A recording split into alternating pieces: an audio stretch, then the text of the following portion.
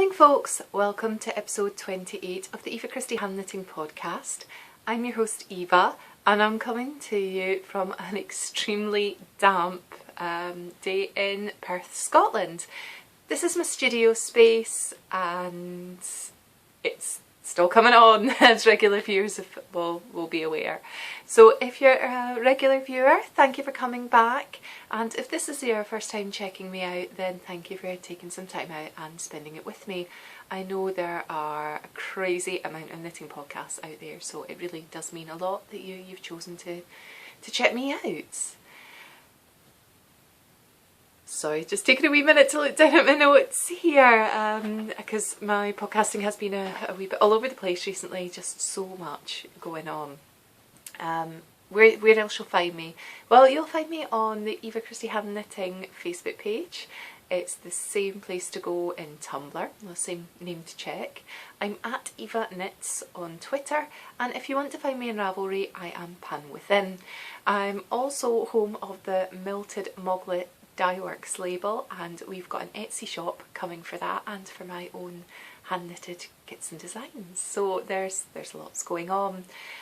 I want to wish everybody who has celebrated a happy Halloween, a Gleva Sawim, Diwali. I hope everyone that was celebrating Diwali had a wonderful time, very safe time. And with it being the 3rd of November and not the 2nd, I will wish you a happy birthday, Charlotte. That's Charlotte of Charlotte Knits. It's not your birthday today, so I'm not going to sing at you like I did when it was Lily's birthday, which you'll probably be quite thankful for. But I do hope you enjoyed that little video that I sent you on YouTube that had nothing to do with me, folks. But if you're friends with Charlotte, go and check out her Facebook timeline and you'll get it. Where else are we? What else have we got going on? Well, we just jump into all the knit along news. Let's do that, shall we? So first up, we've had the Glasgow Subway knit along that is still going on. It's scheduled to come to an end at the 31st of December, but as I've said before, it was a mammoth knit along. It was really kind of like the first of it, that sort of style of kind. I'm going to take my glasses off, folks. All I can see is glare. So I'll still be able to kind of see, but that won't kind of distract you as much. It was the first one of its kind. You have 15 stations to work along to virtually knit or crochet our way along the entire Glasgow Subway underground system. There are a few people that really seem to be doing extremely well at this, but I want everyone to kind of feel that they've had like a fair chance to really sort of participate. There will be a grand prize for the winner, and the winner will be someone who has completed the entire circuit. It will be chosen using random number generators, so everyone that completes the 15 stops will be put aside random number generator. Anyone who has participated will also go into the draw for like a consolation prize or second place prize, if you like. So it shouldn't really just be about winning anyway. There's been a big huge thing about CALs recently that, you know, it's about taking part. It's not all just for prizes and giveaways, and I hope you feel the same way that I do about that. But there are some goodies for everyone really who is taking part. Everyone's going to have like an equal opportunity at being successful on that. So without further ado, I'm going to go through the stations and say who is where at the time. I have found my notebook.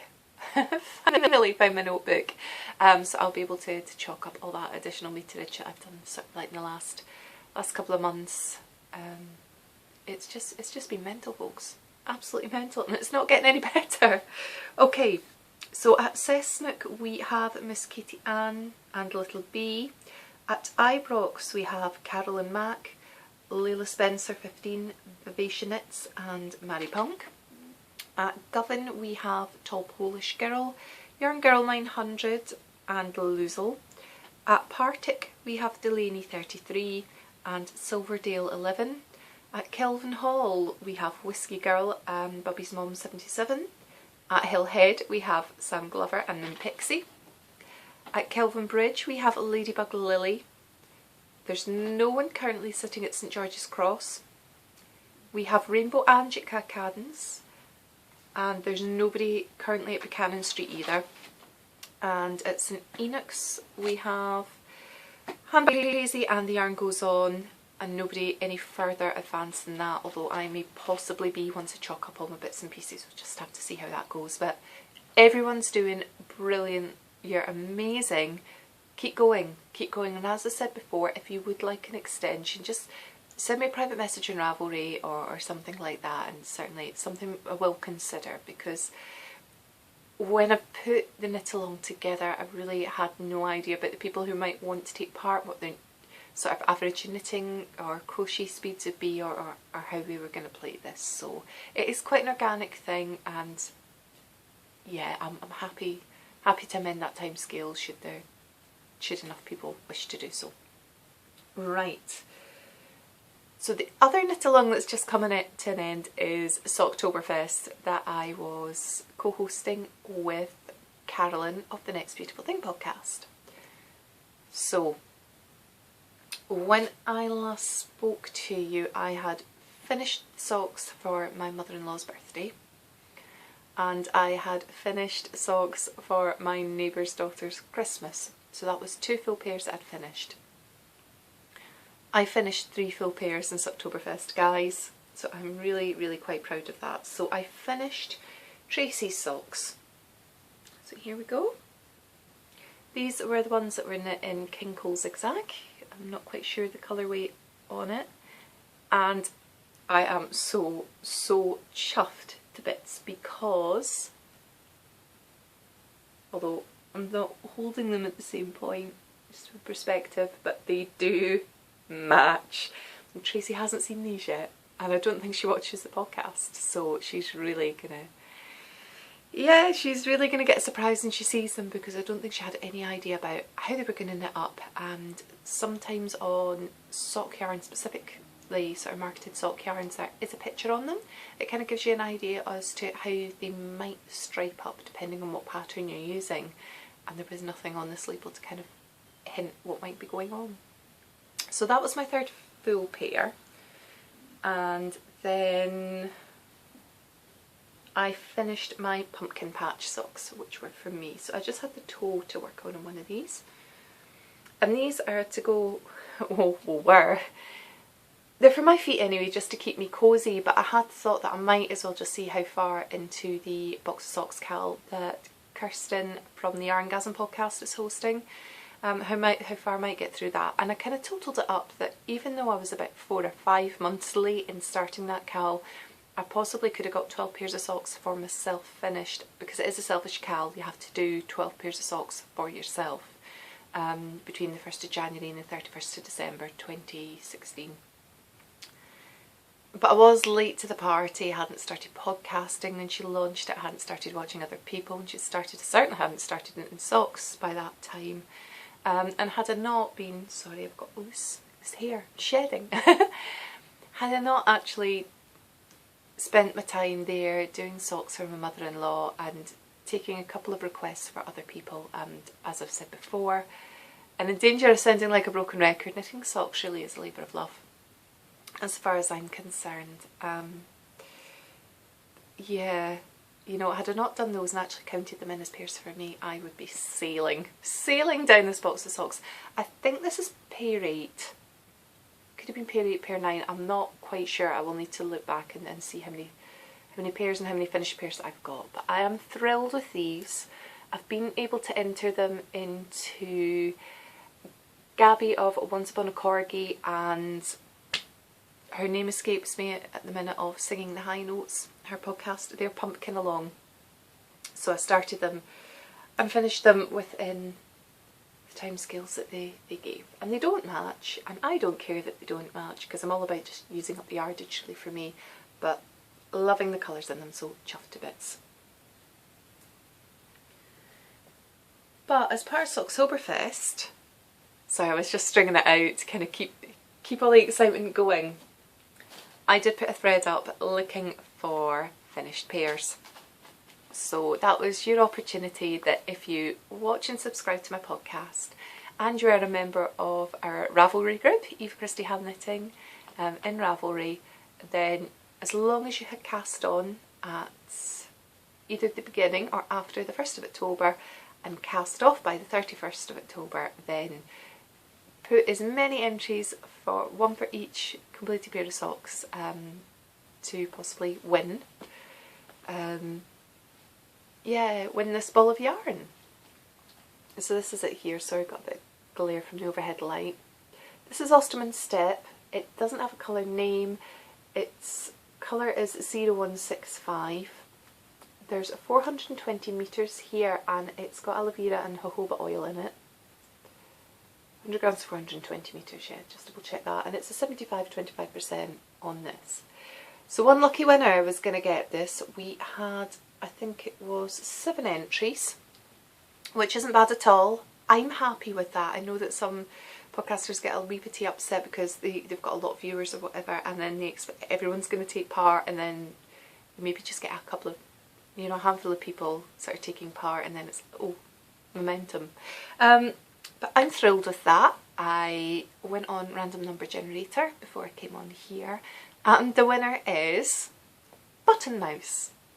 So well done, Button Mouse. If you want to private message me on Ravelry your full name and address, then I shall get this lovely yarn out to you.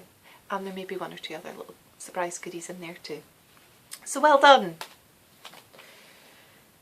The other knit along that I'm doing at the minute, I've not even started. I'll get on it when I finish my next pair of socks that are on the needles. That I'll show you in a moment. Is the Socktoberfest of Sock Swap that I've organised. And like I said on my previous episode, I am really excited to be watching some of my fellow podcasters who are taking part and seeing just how they're progressing with their socks. And just before we move on here, I should possibly talk about my jumper for a minute, because I know that quite often podcasters are wearing knitted items and things, and people want to know what pattern is that. This is a proper Fair Isle. I'm saying it's proper Fair Isle, it's not a hand knit Fair Isle, it is a machine done one, and it has been shop bought, folks, because I just do not have the time to be knitting sweaters for myself at the moment, which to be honest is a positive thing. That is not a complaint, and it's 100% merino wool and it's my colours and I just absolutely love it. So just in case anyone is wondering and was a way to go and start, put messages in the comments, it's shop bought.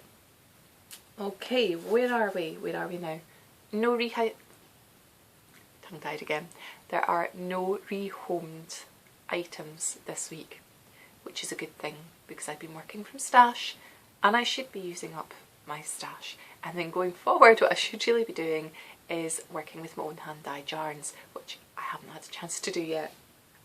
Okay, on my needles, what have I got on my needles? I've got 2 projects. So first up are these pair of socks, and these are the second of the 2 pairs I was asked to do by my neighbour Dawn for her daughter for her Christmas. Here we go. So nice, subtle, heathery, misty shades. And the yarn is, I'll show you the ball, a bit more of a close-up. There we go. So that's it all caked up. And the labels here. So this is Rico Design Superba Tweed.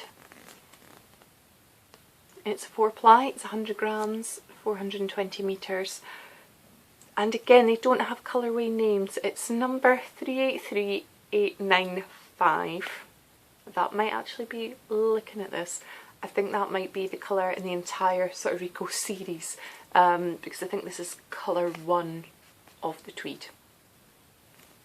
I've got to say that I'm really quite happy as to how it's knitting up. The yarn isn't too splitty, which I can find that some of the Rico yarns are, and I'm using the high sharps to knit this up. So it's coming on, but I'm just not getting as much knitting time for orders for Christmas done at the minute as I would like to. Sorry, excuse me, I'm just going to go blow my nose for a moment. Yeah, because I've got to prioritise. I've got some big events coming up in November, and having materials and items finished for that is more important than you have really up until Christmas Eve to get some of these items done. So that's there. I have no idea how much sock knitting I'm going to get done now. Not that I'm all socked out, but I've got to say I am absolutely desperate to kind of get on some socks for myself, including this beauty here, and I'll just show you this. Again, this was one of the yarns I got from my mum, and it's at Perth Festival of Yarn. This is Kelpie, and I absolutely adore this. This is going to be socks for me, and I've actually got a matching bright red 75-25% merino that matches this. Might be a wee bit darker actually. So I want to do cuffs and toes in the bright red and have this for the main body, and I desperately want to get on this. So smooshy. Yeah. And I'm not usually one for selfish knitting anyway, but I think I've got a bit of a bug for it at the moment, and I've got so many beautiful sock yarns, and I just want to knit all the things and get them done. Okay, the other item that I've got is another campsite hat. So that's the campsite hat I showed you last week up here. This is a pattern by Carol and Mac of the Next Beautiful Thing podcast. I showed you her hat. Yeah, I showed you her hat last week. Sorry, that was a text coming through and I was convinced that I put it on silent, my phone on silent and not vibrate, so that's kind of throwing me slightly. Again, I'm not going to tell you too much about the yarn. Yeah, I can't go into all the reasons why at the moment, so I hope you respect that. But it is another merino cashmere silk blend that I'm using. It is a double knit thickness, and I've just done the rib, which is just 2x2 rib at the moment, and the first 2 rounds of the pattern, so I'm not giving too much away there. I'm working on bamboo needles, just cheap bamboo needles that I've got in my stash. So that's the second campsite hat. The first one was an absolute dream to knit, and I think I just got this done sort of bus travel the last couple of days, get a few rounds in, so really pleased how it's coming on. Pink isn't usually my colour, this one isn't for me, it will probably end up being a gift. Yeah, lots going on. So 2 in my needles. I managed to get a bit of loving for my mitered square blanket. So I managed to get 2 scrap squares in there this week. So I've got a pumpkin patch square now, which was an opal sock yarn. Was it called Hannah? I can't quite... No, it wasn't called Hannah. Hannah thinks the tiger stripe one.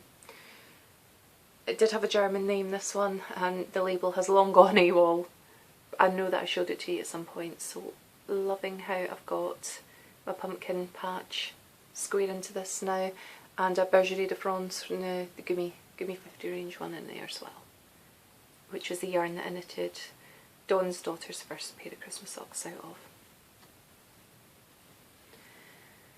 But yeah, that's another thing I want to do. I've got a good number of 10 gram minis at the minute that I just want to get put into my blanket, and I've got some from fellow podcasters, and I want to put them in. I've even got some of my own little mini Frankenskeins went a little bit wrong in the dye pot, but I like myself that I'd like to put in. So not enough hours in the day, folks. Can we just do something where we stop the clock for like a full day and do all those things that we need to, or would like to do?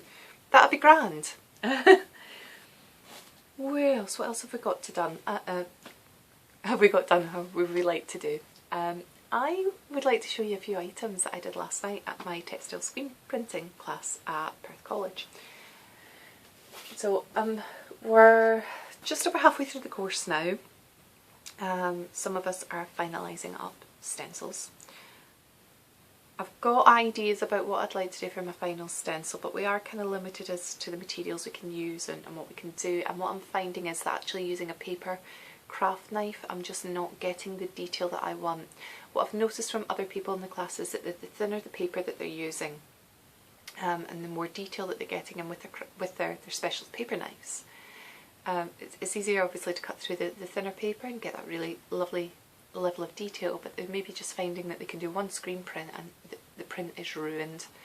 I've been using a medium weight cartridge paper, which I find is really good, but my designs really have had to be a bit bigger, which is fine because something that's really been inspiring me have been sort of animal silhouettes, which you'll know anyway. And that's my logo for my hand-dyed yarn as well. But I love animal silhouettes. I love everything in nature.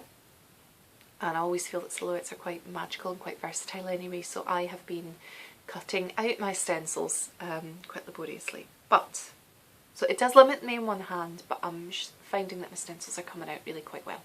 So this is just a cheap cotton duvet set that I've cut up to bits, and these are just scraps. But I wanted to show you a couple of the stencils I came up with last night. So this is my Luna Moon here.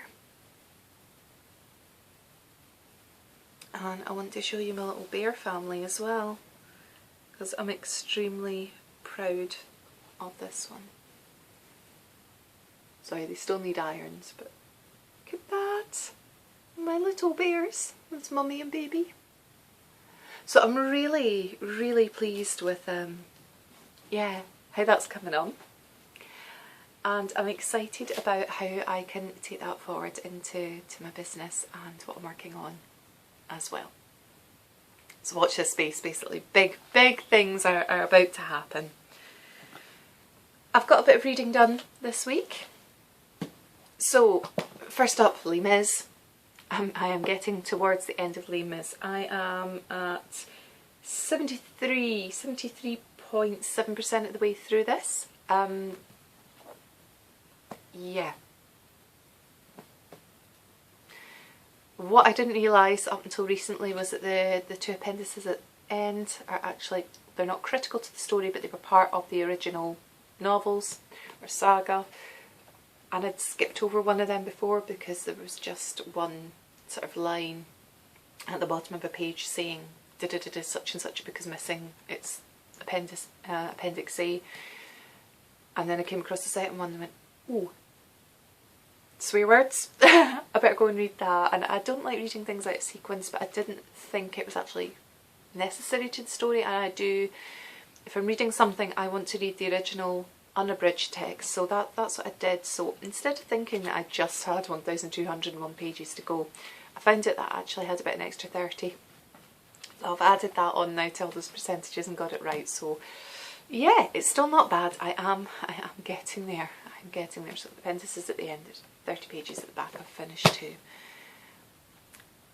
It's really not the best novel to be reading when you're in any sort of down state of mind, because let's face it, the world's in an absolute mess at the minute, and it's not the happiest of novels. But it's fantastically well written. There's a good balance of drama in it, and it doesn't jump back and forth too much. There are various sections, and I keep having to remind myself that it's very much of the time. In some places it's very Dickensian, in that, you know, the likes of Bleak House, which is over 1,000 pages as well. These stories were serialised. Victor Hugo's wasn't. He did spend a significant amount of time in exile, and he did write this novel while he was in exile, so I think he was just really essentially writing it for himself, just getting everything out, but he might not have had that sort of same level of scrutiny or editorialship that he might have kind of taken bits and pieces out. I am getting there, and it is a classic, and it is worth reading. But I would say that if you're in any sort of depressed state of mind, and considering reading it, maybe wait until you're a little bit happier in yourself, because it is just gonna bring you right down.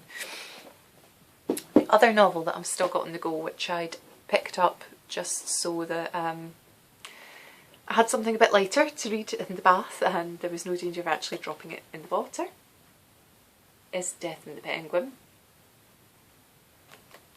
And I am just over halfway through this. Sorry, I am shedding. That's not good. 52.6% of the way through this. It's much lighter weight, both physically and mentally, and yeah, it's not a bad read. It's not a bad read, and like I said, it's, you know, it's a modern day Russian novel, and how many of those can you name? Maybe you can name loads. If you can, list them in the comments or let me know or something. But yeah, it's not something that you tend to come across quite a lot. So that's interesting, even just from that point of view. I haven't been watching or listening to much, to be fair, just trying to catch up on podcasts as I've been working and getting on, and I've had a fair few meetings to go to, so I've been listening to everyone else and interacting with humans, which is kind of a strange concept for me these days. I watched The Ghost of Greville Lodge, which is a film from 2000 featuring George Cole, sort of family Halloween type film, nothing hugely to shout home about. I'd like to give a little bit of pod love to someone that everyone else has been. Like most other podcasters, I think it's just you watch so many and then you get recommendations for you, and this one I think has just been taking the whole podcasting world by storm. This is Amber and the Yarn Hoarder podcast, and I think initially what's really drawn everyone in it is just this wall, absolute wall of yarn that she's got behind her in her home in Chicago.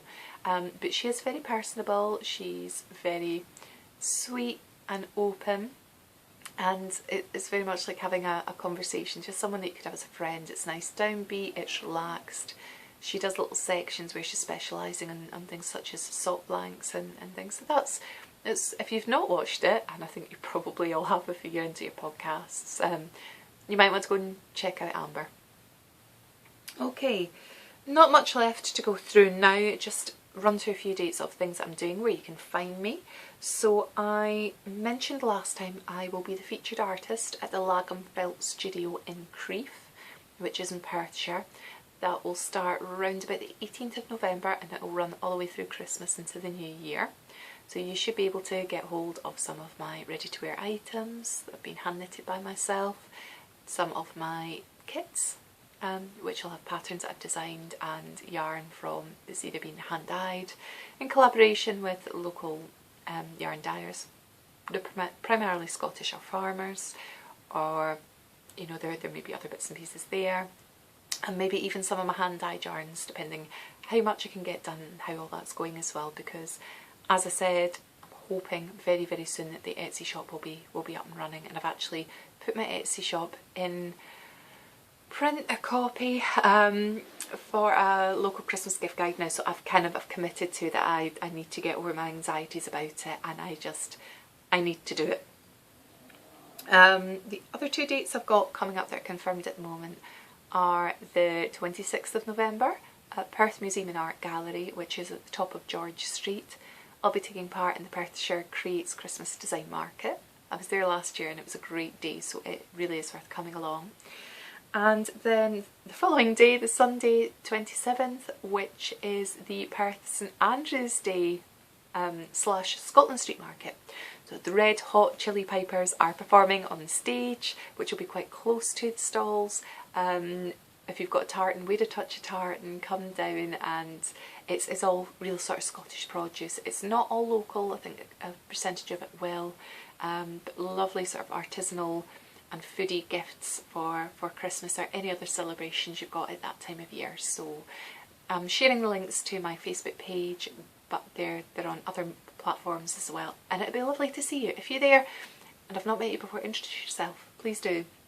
So all that remains at this point really is for me to wish you happiness like I always do. So happy knitting, happy spinning, happy crochet, happy whatever it is you do.